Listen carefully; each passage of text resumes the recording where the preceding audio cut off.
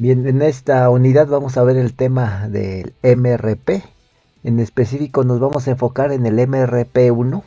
Vamos a ver que, como lo hemos visto en unidades pasadas, el MRP es un plan de producción. Solamente que es un plan de producción a corto plazo, un plan de producción a un nivel de detalle más preciso en comparación con el plan maestro de producción que vimos en la unidad pasada y con el plan de ventas y operaciones, la planeación agregada que vimos en la primera unidad de este curso. Bueno, esto es lo que vamos a ver en esta presentación, en esta breve presentación de introducción al tema, y vamos a platicar un poquito de la historia del MRP. El MRP tuvo sus principios ya de manera formal con la Segunda Guerra Mundial, pero ya de manera más precisa y más puntual.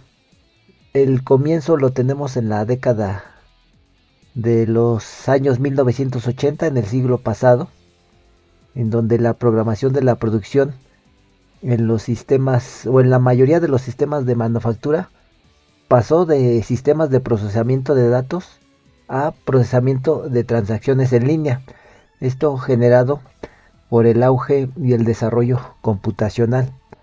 Anteriormente, el modelo que prevalecía era el de de reorden de los inventarios, es decir, la cantidad económica del pedido. Y bueno, con el desarrollo computacional esto fue evolucionando. Les, les repito, en la década de los 1980 fue cuando ese, esa transición se dio de manera más importante por la masificación de las computadoras y el procesamiento de los datos por lotes pasó a los sistemas de procesamiento de transacciones en línea.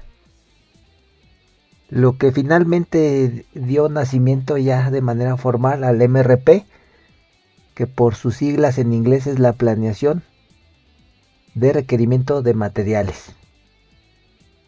Este sistema, como lo mencioné anteriormente, no es más que un plan de producción a un nivel de detalle más preciso. Ese nivel de detalle gira en torno al tiempo de programación. Ahora aquí ya estamos hablando de un tiempo de programación de corto plazo, en donde programamos a horizontes de tiempo de días o a lo mucho semanas.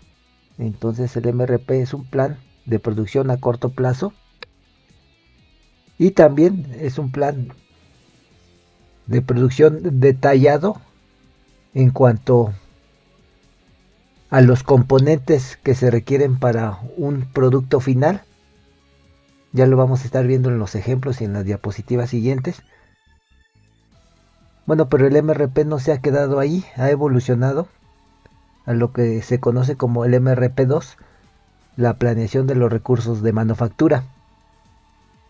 Y bueno, aquí la planeación ya no solamente considera la parte de la producción, de la manufactura como tal, sino que toma toda la operación de la planta desde que se reciben los suministros hasta que el producto final llega al cliente, pasando por la producción del mismo. Y bueno, también el MRP2 ha evolucionado a lo que se conoce como ERP, la planeación de recursos de la empresa.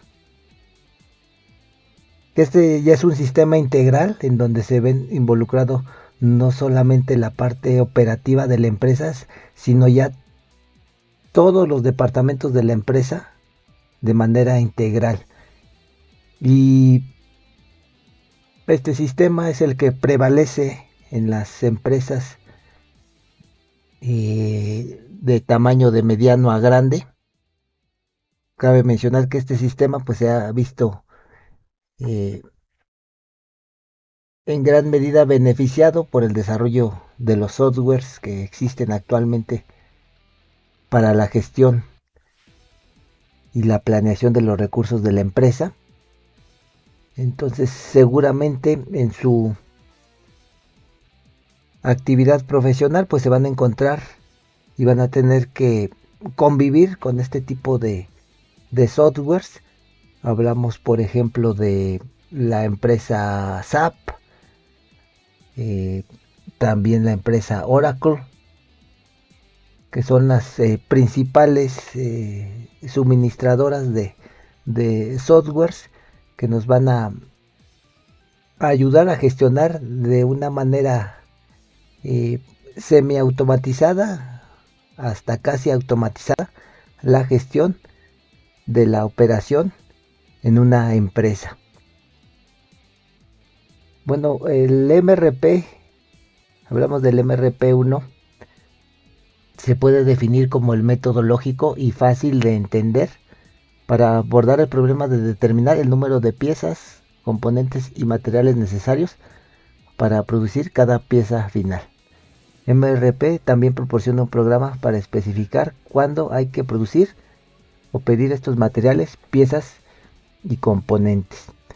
Básicamente entonces, al hablar de MRP1 estamos hablando de un programa de producción a corto plazo en donde el horizonte de planeación va desde los días hasta las pocas semanas. Eso en cuanto al tiempo, y también este programa de producción es más específico, es más puntual en cuanto a la definición de lo que se debe de producir del producto en base a los componentes del mismo. Entonces, en anteriores unidades hablábamos, por ejemplo, del programa maestro de producción, en donde se programaban o se definía la cantidad de piezas de un producto terminado que se tenían que producir en cada determinado tiempo. Y ahora aquí con el MRP lo que vamos a definir, además de cuántas piezas del producto final vamos a requerir, es también al mismo tiempo establecer cuántos de los componentes requeridos para ese producto final son necesarios producir. Bueno, ya hablábamos en una anterior diapositiva que el sistema MRP es una evolución del modelo de cantidad económica del pedido. En este modelo de cantidad económica del pedido, lo que prevalecía era la acumulación de existencias. Esta acumulación de existencias pues dependía propiamente de pronósticos de ventas. Y para gestionar de la manera más adecuada este sistema, este modelo, pues hacíamos uso de los conceptos de administración de inventarios. Y bueno, ¿qué es lo que sucedía en este sistema? Aquí el consumidor pues no tenía gran influencia sobre los productos, es decir, el consumidor iba a la tienda y consumía lo que había disponible en esa tienda. El productor, la fábrica, establecía su programa de producción principalmente basado en los pronósticos de ventas. Esto, como pueden darse cuenta, origina un gran problema, y es la acumulación de inventarios, la acumulación de existencias.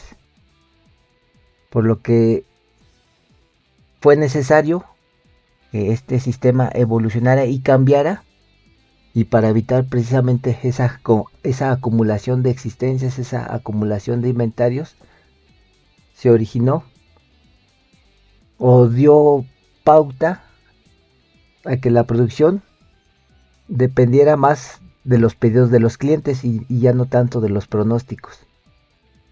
Entonces aquí ese modelo de acumulación de existencias pasó ahora a la acumulación de flujos, perdón, a la acumulación de pedidos. Y en esta acumulación de pedidos, la manera de gestionarlos es mediante la administración de flujos. Y bueno, recalcamos que aquí la necesidad de cambiar del modelo de acumulación de existencias al modelo de acumulación de pedidos ha sido principalmente para evitar esa acumulación de inventarios que, como ya vimos en otras sesiones, puede originar muchos inconvenientes que se ven reflejados en costos. Bueno, pero esta evolución no se queda ahí.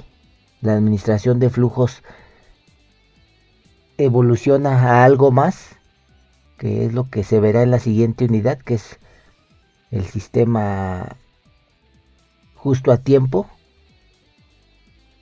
que actualmente ya también se le conoce como Just in Sequence, que en español se pudiera traducir como justo en secuencia, aunque a lo mejor pudiera ser no tan entendible con solamente esas palabras, pero básicamente se refiere a la evolución que ha tenido el sistema justo a tiempo, en donde ya los productos se realizan de la forma correcta, en la cantidad correcta, en el momento correcto, en el lugar correcto y, aquí lo más importante, en la secuencia o en el orden correcto. Bueno, a eso se refiere el Just in Sequence, que ya estaremos viendo en la siguiente unidad. En el MRP tenemos dos conceptos fundamentales y que es importante que se entiendan. Estos son la demanda dependiente y la demanda independiente. Entonces, por ejemplo, hablemos de una bicicleta. Pensemos que nuestra empresa se dedica a la producción de bicicletas y entendemos que el producto final es la bicicleta como tal, ¿no? Entonces, nosotros sabemos que cada bicicleta tiene, por ejemplo, dos llantas, dos ruedas. Estos componentes, las ruedas,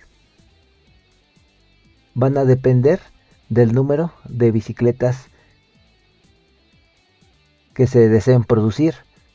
Por ejemplo, si nosotros necesitamos producir 10 bicicletas y si por cada bicicleta necesitamos 2 ruedas, entonces de 10 bicicletas vamos a requerir 20 ruedas, 20 llantas. Esto que les acabo de mencionar es un ejemplo de la demanda dependiente. El número de ruedas depende del número de bicicletas, de productos finales que se requieran producir. Y bueno, ¿qué hay con la demanda independiente? Con la demanda independiente ya surge un problema, y es que, como sucedía en anteriores planes, esa demanda o bien puede estar basada en pronósticos, o bien puede ya estar establecida en base a pedidos de los clientes. Entonces, en el caso que estamos revisando, en el de la bicicleta, por ejemplo, el cliente también pudiera requerir en determinado momento de solamente asientos para la bicicleta. Entonces, además de nosotros producir las bicicletas como producto terminado, también requerimos de producir asientos, que en este caso la mayoría de ellos, si no es que todos, van a ser utilizados como partes o como refacciones. Otro ejemplo pudieran ser eh, los chicotes para los frenos. Además de nosotros dedicarnos a la producción de las bicicletas como producto final, también pudiéramos vender esos chicotes para los frenos como refacciones. Entonces ahí, al igual que con el asiento, surgiría el inconveniente de que nuestra demanda no pudiera estar del todo bien definida. Entonces esa demanda se basaría o bien en pronósticos o bien en pedidos ya consolidados o establecidos. Es ahí entonces que la demanda dependiente podemos decir que no existe incertidumbre respecto a la definición de esta, y en la demanda independiente sí va a existir esa incertidumbre. Y bueno, esa incertidumbre, ¿en qué se va a ver reflejada? Seguramente en que se va a requerir de producir un excedente que va a originar inventarios, o bien lo contrario, que vamos a producir de menos, lo que va a originar necesidades no satisfechas de los clientes. Y bueno, el objetivo del programa pues es precisamente lograr ese equilibrio y tratar de que las necesidades de los clientes sean satisfechas con el menor inventario o con el menor acumulamiento de existencias. Bueno, y aquí se ejemplifica lo que se conoce como una lista de materiales, en donde hablamos de un primer nivel, segundo nivel y un tercer nivel. Ahorita en otra diapositiva lo vamos a ejemplificar de mejor manera. Bueno, para entender el programa maestro, el MRP, vamos a hacer la analogía con algo que yo creo que todos conocemos. Vamos a pensar que vamos a preparar enchiladas. Entonces el programa maestro,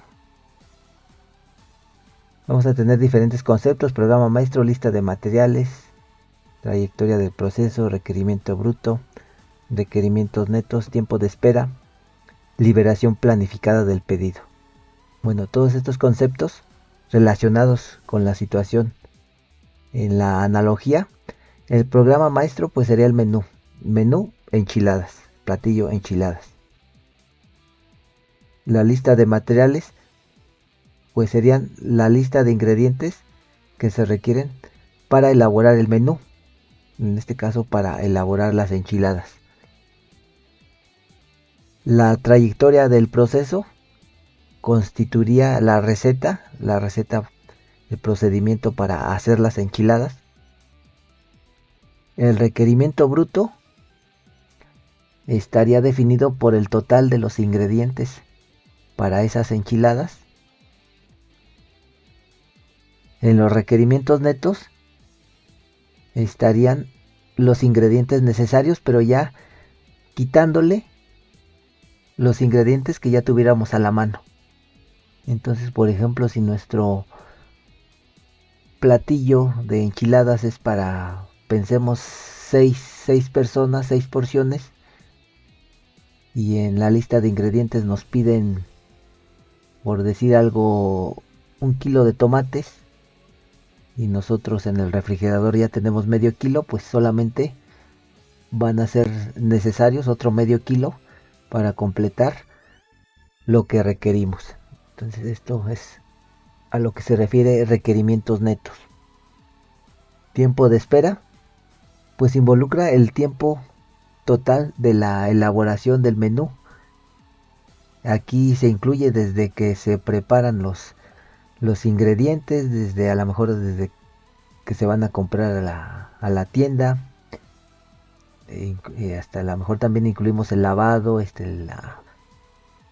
la preparación de la estufa, la preparación de los utensilios, los recipientes, etcétera. Todo el tiempo que se requiere para elaborar esas enchiladas de principio a fin. Es decir, desde que se conciben hasta que están servidas en el plato, momento en el cual van a ser degustadas por la persona que se las va a comer. Eso involucra todo el tiempo de espera. Y en la empresa, pues esto se traduce, por ejemplo, en el tiempo en el que se lanza una orden de compra, en el que el proveedor la recibe, la prepara, la envía, el tiempo de transporte, tiempo de recepción, etcétera. Entonces en la empresa, pues estos tiempos son más complejos, se involucran muchas más variables y deberán de ser tomados en cuenta a la hora de la planeación. La liberación planificada del pedido, pues en referencia a la analogía que estamos siguiendo, sería el momento en el que se inicia el proceso de la elaboración de las enchiladas. Es decir, en el momento en el que ya tenemos todos los materiales disponibles y comenzamos a elaborar las enchiladas. Y bueno, este momento de la liberación planificada del pedido va a tomar en cuenta de manera indirecta el tiempo de espera. Bueno, ya hablábamos sobre la demanda independiente y la demanda dependiente. En el caso de los inventarios de demanda independiente, estos, como su nombre lo indica, son independientes de las decisiones operativas propias de la empresa y en la mayoría de los casos se relacionan únicamente con la demanda externa de los clientes. Que esa demanda externa de los clientes pues está basada en pronósticos y o en pedidos. Entonces, por lo tanto, los inventarios de demanda independiente están conformados ya sea por productos terminados o como lo vimos ya también hace un momento por piezas de repuesto que los clientes demandan para reparar o mantener ese producto final que están adquiriendo. Por otro lado, los inventarios de demanda dependiente solamente se basan en las decisiones internas y en la mayoría de los casos, esto sí es necesario recalcarlo, no siempre, pero sí en la gran mayoría de los casos, la incertidumbre se elimina. ¿Por qué se elimina la incertidumbre? Porque ya se sabe cuánto se va a fabricar. Y bueno, esto a la larga pues va a evitar una acumulación de inventarios excesiva de aquellos componentes o de aquellas partes cuya demanda sea dependiente. Entonces vamos a ver la siguiente situación para ejemplificar mejor estos conceptos. Suponga que se necesita alimentar a 6 personas con el platillo de enchiladas que hablábamos hace un momento y que cada una de ellas consumiría aproximadamente 0.4 kilogramos de enchiladas. Entonces si son 6 personas por 0.4, entre las 6 estarían consumiendo 2.4 kilogramos de enchiladas. Entonces pensamos que el platillo se va a servir a las 6 de la tarde. Entonces esto significaría que las enchiladas deben de iniciarse a cocinar pues con algunas horas de antelación. En este caso pensemos a la 1:30 de la tarde. Y sin embargo usted decide cocinar en lugar de los 2.4 kilos, 4 kilos. Y bueno, pero como tiene otras cosas que hacer, en lugar de iniciar la preparación a la 1:30 de la tarde, las va a iniciar a las 8. A las 8 de la mañana, aunque tenga que recalentar el platillo en el momento que se requieran. Entonces con esta situación los 2.4 kilos de enchiladas representarían la demanda independiente y la decisión de cocinar 4 kilos y el tiempo de iniciar el proceso a las 8 en lugar de la 1:30 representarían la demanda dependiente. ¿Por qué la demanda dependiente? Porque esa fue nuestra decisión interna. Ya lo comentábamos hace un ratito, la demanda independiente se relaciona con lo que demanden los clientes y la demanda independiente, perdón, la demanda dependiente se basa en decisiones internas, en decisiones propias de la empresa, ya de acuerdo a las necesidades y a las circunstancias que prevalezcan en la empresa. Y bueno, bajo esta situación, la que hemos hablado en esta diapositiva, el modelo de punto de reorden funcionaría. Es decir, pensemos que nosotros hacemos los 4 kilos de enchiladas, pero en determinado momento, en lugar de 6 personas, llegan 15, por ejemplo. Entonces, bajo esa circunstancia, el modelo de punto de reorden funcionaría. El modelo de reorden aplicado a esta situación, pues implicaría tener que producir una cantidad adicional de enchiladas para poder satisfacer o poder atender en este caso a las personas adicionales que han llegado a la cena. Eso implicaría entonces que esas personas tendrían que esperar todo el tiempo requerido para que las enchiladas se concibieran como tal, es decir, desde que se iniciara su producción hasta que se terminara, lo cual en esta situación pues resultaría impráctico. A lo mejor tendrían que esperar 2-3 horas o más, y pues bueno, eso sería muy molesto para estos invitados que lleguen a la cena. Entonces, bajo esta circunstancia, el punto de reorden, así como en la mayoría de las empresas, pues no es adecuado, porque implica un tiempo de espera razonablemente alto, lo cual, debido a la alta competitividad que existe en estos tiempos, pues resulta impráctico, para lo cual pues de cierta forma debemos de también anticiparnos a esas situaciones, pero también buscando no generar demasiados inventarios. Entonces ahí surge un problema importante, porque por un lado buscamos satisfacer también esas eventualidades, y por otro lado no generar demasiados inventarios. Y bueno, dentro de esos distintos tiempos de espera en una industria, pudieran ser relacionados con la adquisición de materiales, con la adquisición de insumos, por el desplazamiento de esos materiales o de esos insumos, la preparación de maquinaria, de equipos, el procesamiento, es decir, la etapa de producción, tiempos de espera y tiempos de cola. Es decir, la diferencia entre los tiempos de espera y los tiempos en cola es cuando, por ejemplo, un insumo tiene que formarse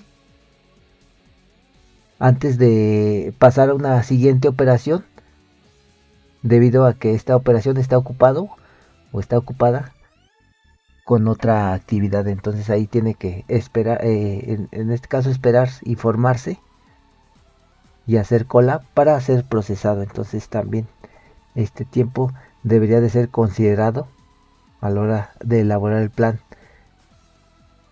en este caso el MRP. Bueno, dice aquí que el MRP se basa en una simple premisa. Si podemos proyectar los requerimientos y sabemos cuál es el inventario inicial, debemos ser capaces de predecir o calcular cuándo se presentará el punto de reorden. Y bueno, para poder predecir de manera adecuada cuándo se va a presentar ese punto de reorden, pues debemos de conocer con mucha certidumbre, con mucha seguridad, todos estos tiempos. Todos estos tiempos, para entonces poder predecir de mejor manera en qué momento se va a dar ese punto de reorden. Ese punto en el cual necesitamos producir o bien lanzar una orden de compra a un proveedor que nos surte de partes o de suministros, por ejemplo. Bueno, vamos a ver la siguiente situación. tenemos el caso de una patineta. En la pantalla se muestra lo que es una lista de materiales, es este diagrama en forma de árbol, varios niveles. El nivel superior lo llamamos nivel 0 y se va a referir al producto final. Este nivel 0 pues va a ser padre del nivel inmediato inferior. El siguiente nivel es el nivel 1 y va a ser el padre del nivel 2. Y en este caso el tercer nivel lo vamos a llamar nivel 2. Entonces esta figura la vamos a conocer como lista de materiales. Y bueno, aquí por ejemplo vemos algunos números entre paréntesis. Estos números indican la cantidad requerida del componente necesaria para elaborar el componente del nivel superior. En este caso, por ejemplo, se necesitan 2 ensamblajes de ruedas para hacer una patineta. Es decir, 2 partes de estas para constituir una patineta. Y, por ejemplo, aquí, en el caso del nivel 2, se necesitan 2 ruedas para elaborar un ensamblaje de ruedas. Entonces vemos que cada ensamblaje de ruedas, que sería esta parte, lleva 2 ruedas. Y bueno, lo que tenemos acá en la parte inferior se le conoce como lista esquemática y representa exactamente lo mismo que una lista de materiales, solamente que indicado de otra manera. Y bueno, nótese aquí como los niveles están definidos por las sangrías, por los espacios que se van dejando en los nombres de los componentes y subcomponentes. Entonces aquí tenemos nivel 0, nivel 1 y nivel 2. Bueno, la explosión de materiales es propiamente el programa de producción, el MRP desarrollado, y va a tomar como referencias, en primer lugar, el programa maestro de producción. Es la fuente primordial en donde el MRP va a tomar información. También va a tomar información de la lista de materiales, del inventario existente, de los tamaños de lotes, de los tiempos de espera, de las cantidades de los subcomponentes. Entonces, el desarrollar el MRP, que no es más que un programa de producción, va a tomar en cuenta toda esta información. Y bueno, aquí tenemos un ejemplo de esa información que debemos de tener con antelación para poder desarrollar un MRP. Entonces tenemos esta información que viene de un programa maestro de producción. Que, como ya vimos anteriormente, es un plan de producción a mediano corto plazo. Y en específico el MRP ya es un plan de producción más específico, plan de producción a corto plazo, que toma en consideración toda esta información, pero esa información viene de manera primordial del plan maestro de producción. Bueno, para elaborar un plan de producción MRP1 en específico, vamos a requerir de cierta información que tiene que ir desarrollada en nuestra tabla de desarrollo. Esta información van a ser los requerimientos brutos, las recepciones programadas, la proyección de disponibilidad, los requerimientos netos y las liberaciones planificadas de pedidos. Bueno, requerimientos brutos será la cantidad total necesaria del artículo en base a un tiempo determinado. Recepciones programadas son los pedidos que ya han sido comprometidos, ya sea como una orden de producción o como una orden de compra. Y esto ya va a estar establecido en cantidad y en tiempo. Proyección de disponibilidad va a ser el inventario disponible del componente al término del periodo de tiempo. Requerimientos netos, la cantidad necesaria para el periodo de tiempo una vez que los requerimientos brutos se han ajustado respecto del inventario disponible y o las recepciones programadas. Y las liberaciones planificadas de pedidos será la cantidad de requerimientos netos que serán ordenados o liberados al inicio del periodo según la planificación, tomando en cuenta los tamaños del lote y los tiempos de espera. Bueno, así como en el plan maestro de producción existían diferentes maneras de establecer y de manejar la cantidad del tamaño del lote, aquí en MRP sucede lo mismo. Entonces tenemos, por ejemplo, la regla de lote por lote. Esto significa producir u ordenar exactamente la cantidad necesaria para atender los requerimientos netos. Y cantidad fija se refiere a que debe ordenarse la misma cantidad cada vez que se realiza un pedido. Costo mínimo unitario se va a referir al aprovechamiento de descuentos por volumen en la adquisición de un artículo o en la producción de un artículo. O sea, este también el caso. Y costo mínimo del pedido, aquí se va a evaluar sobre la base del costo por periodo en lugar de hacerlo con base al costo por unidad. Bueno, ya en una determinada situación pueden aplicar alguno o algunos de estas reglas, por lo que deberían de ser consideradas en el programa de producción. Enfoques en la generación de la información. Bueno, en el entorno de la producción, de la fabricación, es necesario considerar cómo se va a manejar toda la información que va a ser requerida para la elaboración del plan de producción. Entonces, básicamente vamos a hablar de que existen tres enfoques, tres maneras para lograr gestionar toda esa información. El primer enfoque es la regeneración. El segundo es el cambio neto y el tercero es el de lote.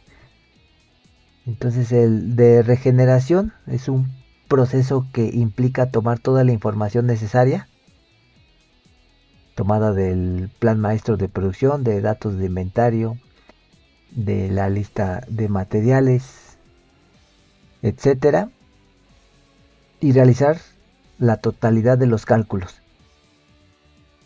Bueno, este método tiene el inconveniente que demanda una gran cantidad de tiempo de cómputo, pero dado que los resultados casi siempre se dan a conocer en lugar de almacenarse, la memoria de la computadora no se ve afectada. Bueno, este método en particular se utilizaba anteriormente, dado que la capacidad de cómputo en un principio era pequeña y el adquirir memoria adicional en las computadoras pues resultaba muy caro. En la actualidad esto ya no es problema, dado que la capacidad de las computadoras ha aumentado bastante, lo que entonces ya no hace, o el inconveniente que tenía este enfoque actualmente ya no lo es tanto, porque ahora con el aumento en las capacidades de las computadoras pues ya se permite el manejar una gran cantidad de datos, lo que lleva a la compañía a constantemente estar regenerando esa información, y esos tiempos de regeneración ya no son como anteriormente se establecían, que era A lo mejor pudiera ser cada semana, ahora a lo mejor los tiempos de regeneración son más cortos, pudiendo llegar hasta lapsos de tiempo de horas, por ejemplo. El otro enfoque es el cambio neto. Dice que este proceso implica que toda la información, el inventario, la realización de pedidos, eh, pedidos de los proveedores, etcétera, se ingresa en la computadora para que se procese tan pronto como se presenta. Llevar a cabo esto toma muy poco tiempo, pero requiere mayor cantidad de memoria de cómputo, dado que toda la información se mantiene en línea y en tiempo real. Bueno, este sería un enfoque más actualizado y que, como ya vimos, el hecho de la incapacidad en las memorias de las computadoras ya en la actualidad no lo es tanto. Entonces, este es un sistema en donde los cambios se van reflejando conforme se va ingresando la información. Entre más frecuente sea el ingreso y la actualización de la información en el sistema, pues ese mismo sistema va a estar reflejando en ese mismo momento los resultados en relación a los cambios que se están ingresando. El otro sistema es el de lote, y esta es una combinación de los dos métodos anteriores. Aquí se mantiene la mayoría de la información en línea para su acceso inmediato, pero no actualiza cambios de manera inmediata. En lugar de ello, las modificaciones en la información se mantienen en un subarchivo y periódicamente toda la información se utiliza para actualizar los registros. Aquí la empresa determina los tiempos entre la actualización de lotes, y en realidad este sistema es el que la mayoría de las empresas utilizan en la actualidad, ya que es el sistema que ha demostrado ser más eficiente en la mayoría de los casos, no en todos, pero sí en la mayoría de los casos. ¿De qué va a depender esto? Pues básicamente del, del producto que se esté manufacturando, del producto que se esté fabricando. Bien, pues vamos a pasar a los ejercicios, a los ejemplos en donde vamos a desarrollar todos los conceptos aquí vistos. Entonces continuamos.